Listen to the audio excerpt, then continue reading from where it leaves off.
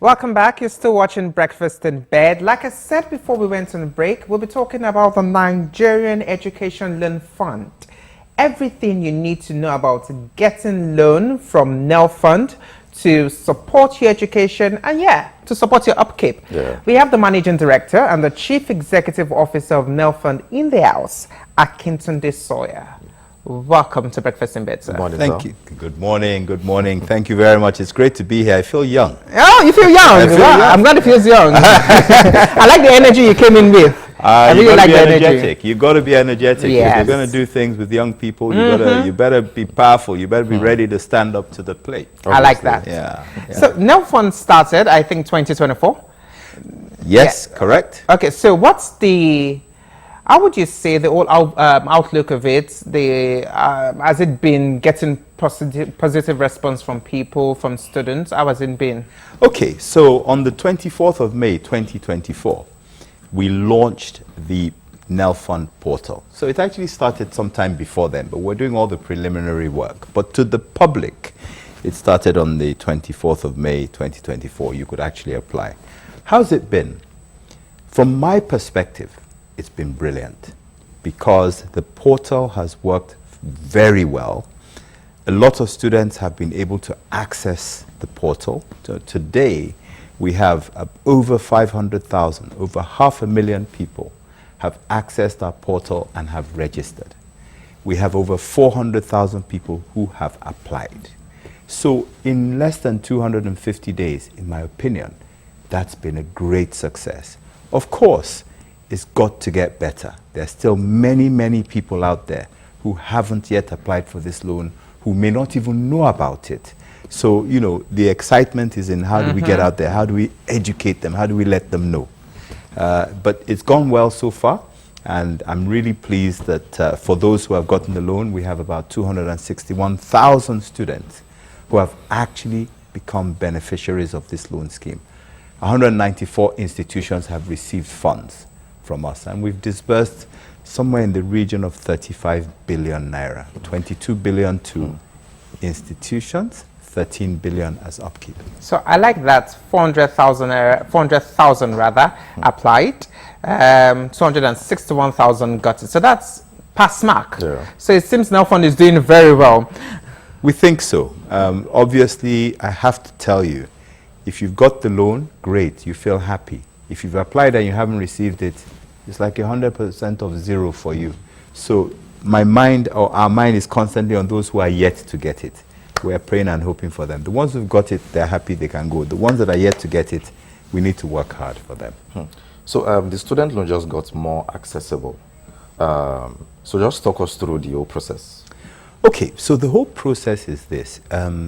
Those who wish to apply, go to a site, a portal, nelf.gov.ng. When they're going to go to that site, they need to have some pieces of information ready with them. They need to have their JAMB number. They need to have their BVN. They need to have their matriculation number. They need to have their NIN. And of course, they always have their names and their date of birth. Okay, so that one is ingrained in them. But they need to have, you know, those other items that I described. The first thing about this loan is that you have to be a Nigerian. That's where the NIN comes in. So you're a Nigerian, you have a NIN, fantastic. You get that from the National Identity Management Commission. You have to have access to the tertiary institution because this is only for people who are attending tertiary institutions, universities, polytechnics, colleges of education.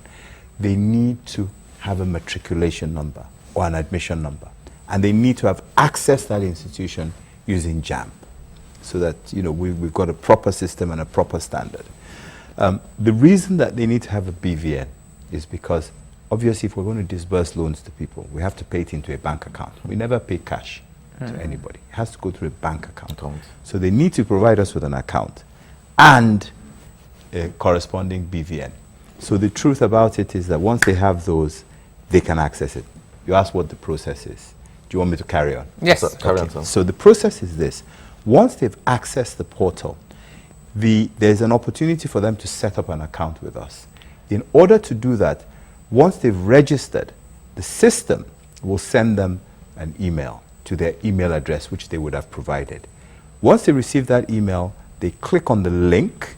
The link then allows them to set up their own page, username, password, and once they've set up their page, they put in their profile, their name, their address, their telephone number, every major details. Major details, yeah.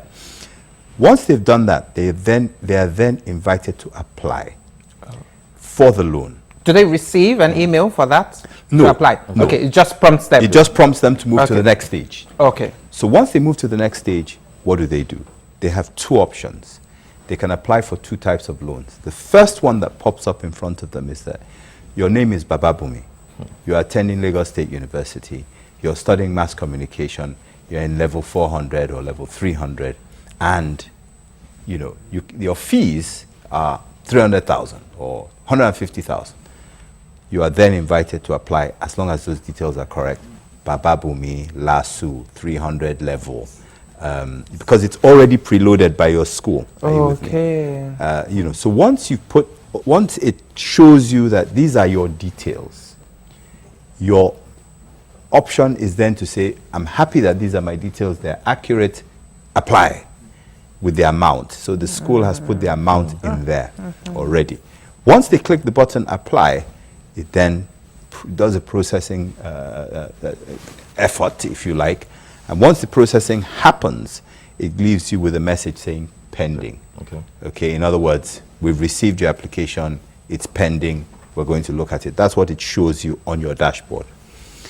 Now, once you've applied for the school or the institutional fees, you are then able, it prompts you to apply for upkeep. Okay. Upkeep is pocket money, it's stipend, it's that daily. Quick cash. Sorry to cut you short. Sure. No Are this money sent to their personal account, or there's a platform where they get their, where the money is sent to, where they get a card for it? Okay.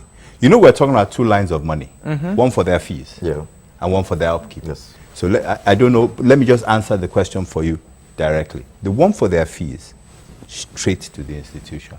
Okay. Straight to LASU, straight to Olabisi Onabanjo, direct. Okay. The one for the upkeep, every month it goes to your personal account. Okay. So now, is this just restricted to government universities, or if those in private universities can also apply? It's restricted to government universities. Federal government or and state government. And state government. Both. Okay. No private universities, no private colleges of education, no private polytechnics. Just government-owned institutions where they don't make profit. Okay. This is not about, this is about making sure that we can help those who need it the most, and we tend to find them in government-owned institutions. Secondly, we're trying to invest in our government infrastructure, in our government. So by giving money to the schools, they can invest it in the school, make it better. Okay. So I'm sorry. Okay. So in as much as you try to make these things accessible for people, and basically we live in a digital world, so basically people can go online and search for blah blah blah. So those that are not able to go online and search or are not aware of it, so do you make efforts to go to schools and do seminars, raise awareness concerning the student loan? That's a big question, and it's a beautiful question, and I thank you for asking that question, because it's important for us to recognize that not everybody can afford a device. Not everybody can afford a phone, a fancy phone, an Android phone, and you need that to apply for this loan. Even people who have the device, not everybody can afford to buy data. You need data.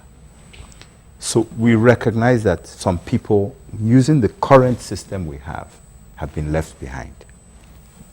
So you said, are we making any effort? The answer is we have to. We don't have a choice. This is an equal opportunities project for Nigerians, whether they are blind, they are living with disability, they are poor. We have to try and make sure we cater for everybody. What we've done is we've launched a scheme that catches the greatest amount of people first. Now we're going to start focusing on the people that have been forgotten, those who have been left behind, those who have been disadvantaged. So yes, we're going to be going to institutions, running something called NELFund clinics. Okay. Where we'll go with a device. When I say device, we might go with laptops. We'll go with an internet box where we can do multiple connections to it. And we'll have people with us who can help those who need to apply. So because we can't leave anybody behind, it just wouldn't be fair. For the personal upkeep, is there a cap to it? Is there a maximum anybody can apply for? The upkeep is, the school fees is variable depending on what the school is charging. The upkeep is fixed at 20,000 naira. 20,000 monthly. Monthly. Okay, so what's the turnaround time for application, school fees, personal upkeep? Okay, so our standard, our ideal is that 30 days after the loan has been approved, you should receive your money. It's not happening. Oh. And I'll tell you why. When we receive the applications, we receive applications from Agoiwoye, we receive applications from Yanoiba, wherever, okay? And we batch them. So remember, people can apply randomly. We batch the applications, all those from LASSO, bring them together. We now send it to LASSO to say, all these people came to our portal. Do you know them? Okay. They were on your database, which you provided us with. Do you know them? Are they still in your school? Can you verify that they're your students? When they reply, that's when we begin the process of audit and payment. If we don't hear from them in time, we can't do anything. Because we can't pay until Olabisi and Obanjo confirm to us that this is our list of students. What am I really saying here? Even if I say we want to pay within 24 hours, or 48 hours, or 20 days, or 50 days, we have that dependence on the school to confirm that the students are theirs. This is something that we can iron out using technology. But it's not technology just from our side. All the institutions need to bring their technology up to a level where we can talk directly to their systems, so that it will just automatically tell us that Papa Bumi is here without us doing it batch by batch. So we are, you know, it's not just in our hands. We can upgrade our technology all we like, but the schools need to upgrade as well. The other thing I should tell you is that with regards to how long it takes, it's one thing to receive money. It's another thing to receive value. What do I mean by that? Schools start at different times. Students apply at different times. If you apply for the loan today, but your school doesn't start till September, we're not going to start giving you money now. Oh, okay. So it's more like a follow-up. So we look at the start dates. If your school starts tomorrow, your registration deadline is tomorrow, and you apply today, You can't get it. Can't get it. it's not possible. But this is not to blame the students. It's to say some people are not sure. Is this a scam?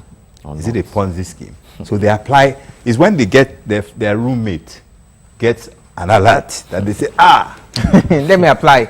by then that batch has gone, and then they're waiting for months. So I think over time, when the schools get to the point where they're all working in unison in terms of start dates, and all students begin to believe that this is real, it will start to iron out, and we'll be able to give dates that are more meaningful. So, sir, what's the payback process like? Okay.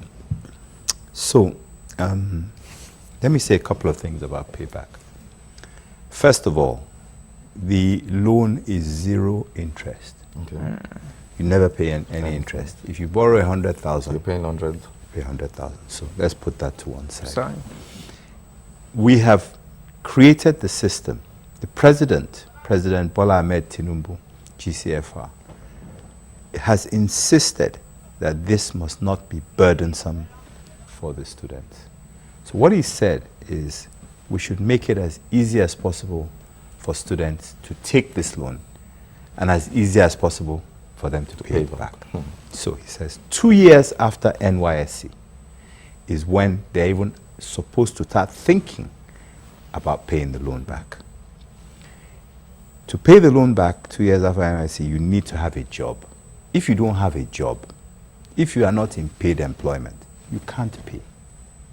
So what the story is this. 2 years after NYSC, you need to start paying back. If you have a job, you start paying back. But it's not you that's paying back, it's your employer. They take 10% from your wages or your salary and pay it direct to the fund. They know you have a loan because there's a database which we will have that will say your fees are this much. Your loan amount is this much. that will tell the employer that. There's an outstanding, yeah. Okay. Well, it's been an interesting conversation. We're running out of time, so we need to go.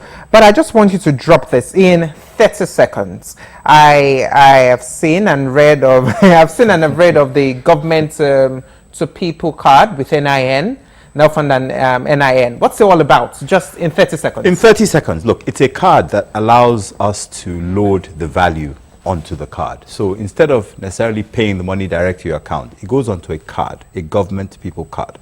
That card has different wallets. It gives us the versatility of saying we're paying an amount for books. We're going to pay an amount in case we decide in the future to do accommodation. We're going to pay an amount for photocopying. We're going to pay an amount for airtime, pay an amount for your data. So that on that card you might have different wallets. And in those wallets we'll segment the funds that we're paying so that you can use the money for different things. It's a brilliant. So it's more like an ATM.